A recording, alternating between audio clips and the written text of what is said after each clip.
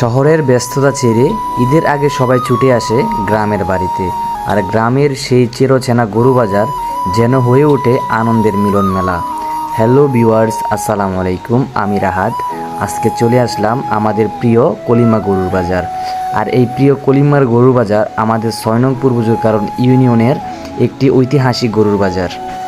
চারদিকে মানুষের ভিড়, দামাদামি হাসি আর গ্রামের মাটির গন্ধ, সব মিলিয়ে এক অন্যরকম অনুভূতি।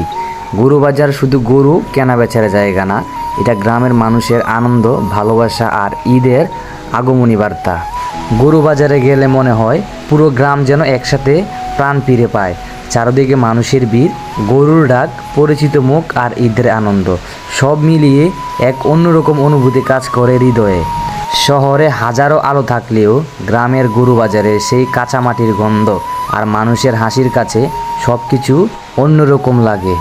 কারণ এখানে শুধু গরু কেনা হয় না, এখানে তৈরি হয় স্মৃতি, গল্প আর পরিবারের আনন্দ। তো ভিউয়ার্স, কারা কারা সেই শৈশবের গরু বাজার মিস করেন অবশ্যই কমেন্ট বক্সে বলে যাবেন।